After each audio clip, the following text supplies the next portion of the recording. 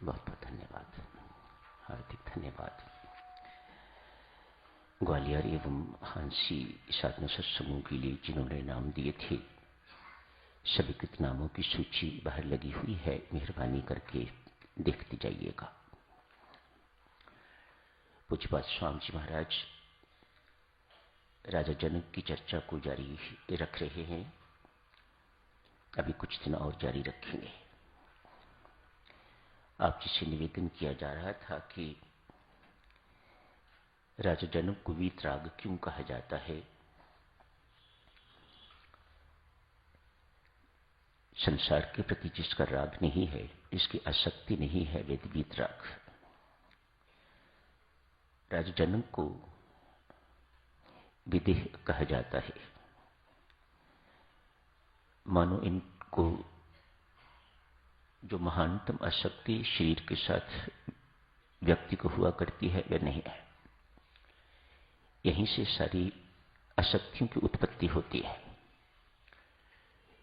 इन्हें देह के साथ आसक्ति नहीं, अतएव इस देह के साथ संबंधियों के साथ भी आसक्ति नहीं, इस देह को सुख सुविधाएं देने वाली वस्तुओं से भी आसक्ति नहीं, क्योंकि देह के साथ आसक्ति नहीं। एक मुख्य बात, हम सब कहां फंसे हुए हैं इस देहासक्ति के प्रति। हमें सब कुछ अपना देह ही देह दिखाई देता है। स्वामी जी महाराज कहते हैं ये भावना जन्म जन्मांत से चली आ रही है, कोई आज की भावना नहीं है और बड़ी पक्की हो गई है। बेचारा आत्मा आके इस देह में फंस जाता है। मेरी छोटी बुद्धि में तो कुसंग कहता हूं, उस आत्मा को उस देह का कुसंग मिल गया और इस कुसंगति के कारण वह भी अपने आप को देह ही मानने लग जाता है। इसे देह अभिमान कहा जाता है। यहीं से क्षणों अविद्या का आरंभ और दुखों का आरंभ होता है। महाअज्ञानता ये कि व्यक्ति अपने आप को देह मानने लग जाता है, जो वह नहीं, ये उसका वास्तविक स्वरूप नहीं है। राजर्षि राजा जनक इन सब बातों से बहुत ऊपर उठ चुके हुए हैं, उन्हें कोई फर्क नहीं पड़ता। आज 3 साधक अपने आप को वीतराग कहने वाले तपस्वी, बड़े भारी तापस, निर्जन जंगल में तपस्या करने वाले, वहीं कुटिया बनाई हुई है, वहीं रहा करते। राजा जनक की महिमा सुनी तो बहुत चकित हुए। हम संसार से दूर रह के भी वे कुछ नहीं पा पाए जो राजा जनक के लिए सुनने में आता है। दर्शन करने चाहिए,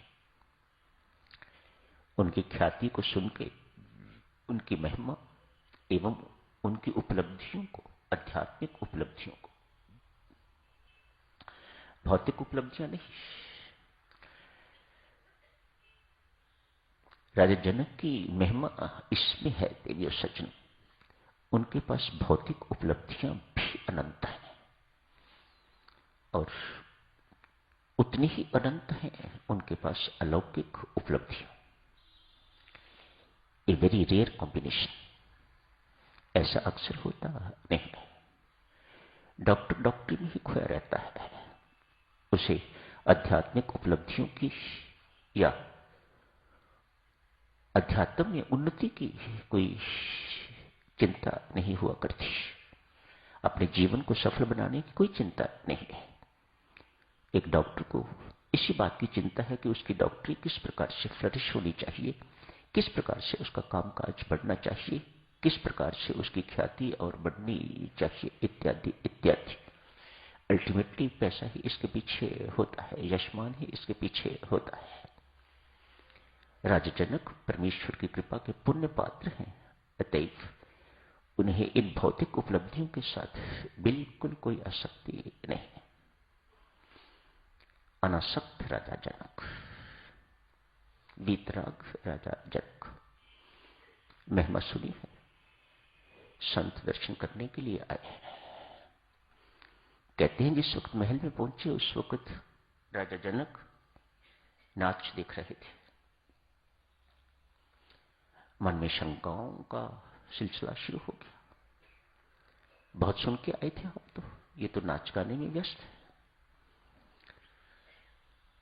राजा जनक ने सब कुछ जानते हुए भी मस्त है, अतएव उनके रहने की व्यवस्था महल में ही कर दी। आप महल में ही रहिए। नहीं नहीं, हम वीतराग हैं, हम महल में नहीं रहते, हमें ये नाच गाना अच्छा नहीं लगता, हमें नहीं देखना ये सब कुछ, हम तो कुटिया में रहने वाले हैं। राजा जनक ने उनकी वैसी ही व्यवस्था कर दी जैसा वे चाहते थे। हुक्म ही तो करना था ना, राजा जनक मालिक है। आपने नौकरों को हुक्म किया है इनकी कुटिया जल्दी से जल्दी तैयार कर दी जाए, इनकी रहने की व्यवस्था वहां। राजा जनक देखे सच, देखो ये है वास्तविक आध्यात्मिक उपलब्धि। भौतिक किसी चीज की कमी नहीं, आध्यात्मिक किसी चीज की कमी नहीं। उसके बाद भी राजा जनक इतने विनम्र हैं, ये सर्वोच्च उपलब्धि है। कहते हैं उन तीनों के दर्शनार्थ राजा जनक रोज रथ पर जाया करते हैं। राजा जनक जाते हैं, जाके उनसे उपदेश सुनते हैं, तरह तरह का उपदेश संत करते हैं, उन्हें माया मोह से रहित रहने के लिए उपदेश देते हैं। राजा जनक मुस्कुरा देते हैं। उपदेश ग्रहण करने के लिए, शब्द कैसे हैं, उपदेश ग्रहण करने के लिए राजा जनक उनके पास रोज दर्शनार्थ जाते हैं। तरह तरह की चर्चा होती है। आज चर्चा चल रही थी पदार्थों की नश्वरता पर। राजा जनक जैसा व्यक्ति उनका उपदेश सुनने के लिए, उनसे आशीर्वाद प्राप्त करने के लिए रोज रथ पर आते हैं, तन्मय होकर बैठते हैं, तो वक्ता को अभिमान न आए, कैसे हो सकता है? अतएव ये तीनों के तीनों अभिमान के शिकारी हो गए हुए हैं, अभिमान की पकड़ में आगे हुए हैं। आज चर्चा का विषय पदार्थों की नश्वरता। उसी वक्त किसी व्यक्ति ने आके कहा, महाराज कुटिया में कोई ऐसा जानवर आ गया हुआ है, वह सब सामान उठा के तो ले जा रहा है। भागे उठे संत, देखा जो कुछ भी था थोड़ा बहुत वो तो ले गए, लेकिन लंगोट जो कल पहनना था, चिंता तो उसकी थी ज्यादा, कल क्या पहनेंगे, तो उसे उठाया तो उनने जरूर, लेकिन जमीन पर ही फेंक गए। प्रसन्न हुए, उचित स्थान पर अपने लंगोट को डाल के जो कुछ भी करना था पुनः आ गए। राजा जनक प्रतीक्षा कर रहे हैं। महानता के बाद महानता देखिए, राजा जनक उन तीनों की प्रतीक्षा कर रहे हैं। चर्चा फिर जारी हुई।